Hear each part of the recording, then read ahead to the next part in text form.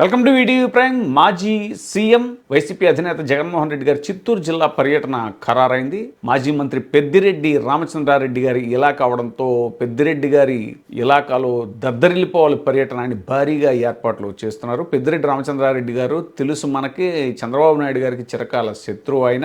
దాంతో ఏంటంటే ఇప్పుడు ఆ పర్యటన మీద చంద్రబాబు నాయుడు గారి చూపు పడింది. దాన్ని ఎలాగైనా సరే పాడు చేయాలి, లేదంటే దాన్ని డిస్టర్బ్ చేయాలి అనేటువంటి ఆలోచనలో ఉన్నట్టుగా సమాచారం అందుతోంది. గతంలో కూడా మనం చూస్తే ఎన్నికల ముందు చంద్రబాబు నాయుడు గారు ఆ ఏరియా పర్యటనకు వెళ్ళారు. అంగళ్ళు దగ్గర, పొంగనూరు దగ్గర అంగళ్ళులో అక్కడ ఎంత రసాభాస జరిగిందో, ఎంత రచ్చ సృష్టించారో మనకు తెలుసు.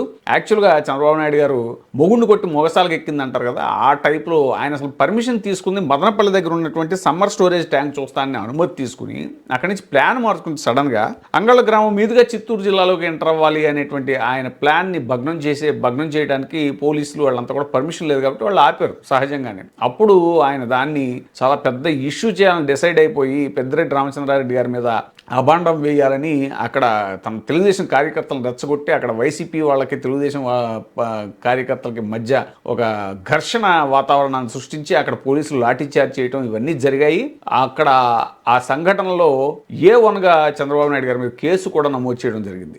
సో ఆ నేపథ్యంలో పెద్దిరెడ్డి రామచంద్రారెడ్డి గారి ఇలాకాలో జరుగుతున్నటువంటి ఈ పర్యటన మీద కూటమి ప్రభుత్వం దృష్టి సారించింది. దాన్ని ఎలాగైనా సరే డిస్టర్బ్ చేయాలి అనేటువంటి ప్రయత్నాలు ముమ్మరం చేస్తోంది అనేటువంటి సమాచారం బయట